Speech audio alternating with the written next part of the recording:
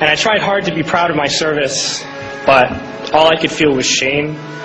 And racism could no longer mask the reality of the occupation. These were people, these were human beings. I've since been plagued by guilt anytime I see an elderly man, like the one who couldn't walk, who we rolled onto a stretcher and told the Iraqi police to take him away. I feel guilt anytime I see a mother with her children, like the one who cried hysterically and screamed that we are worse than Saddam as we forced her from her home. I feel guilt anytime I see a young girl, like the one I grabbed by the arm and dragged into the street. We were told we were fighting terrorists. The real terrorist was me, and the real terrorism is this occupation. Racism within the military has long been an important tool to justify the destruction and occupation of another country. It has long been used to justify the killing, subjugation, and torture of another people. Racism is a vital weapon employed by this government. It is a more important weapon than a rifle, a tank, a bomber, or a battleship. It is more destructive than an artillery shell, or a bunker buster, or a Tomahawk missile. While all those weapons are created and owned by this government, they are harmless without people willing to use them. Those who send us to war do not have to pull a trigger or lob a mortar round. They do not have to fight the war, they merely have to sell the war. They need a public who is willing to send their soldiers into harm's way. They need soldiers who are willing to kill and be killed without question. They can spend millions on a single bomb, but that bomb only becomes a weapon when the ranks in the military are willing to follow orders to use it. They can send every last soldier anywhere on earth, but there will only be a war if soldiers are willing to fight. And the ruling class, the billionaires who profit from human suffering, care only about expanding their wealth, controlling the world economy.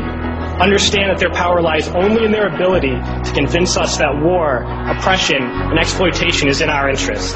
They understand that their wealth is dependent on their ability to convince the working class to die to control the market of another country. And convincing us to kill and die is based on their ability to make us think that we are somehow superior.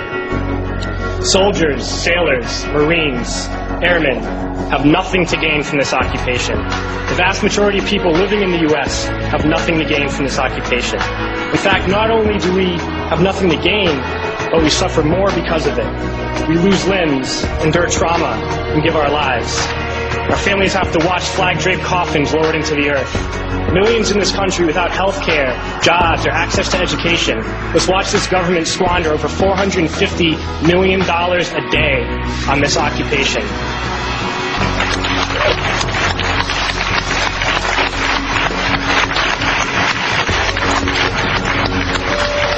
Poor and working people in this country are sent to kill poor and working people in another country to make the rich richer.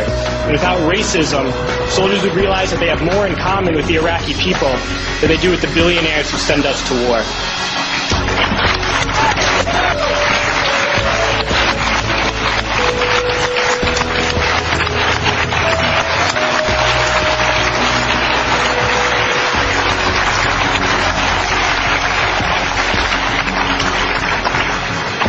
I threw families onto the street in Iraq, only to come home and find families thrown onto the street in this country, in this tragic and unnecessary foreclosure crisis. We need to wake up and realize that our real enemies are not in some distant land. They're not people whose names we don't know and cultures we don't understand. The enemy is people we know very well and people we can identify. The enemy is a system that wages war when it's profitable.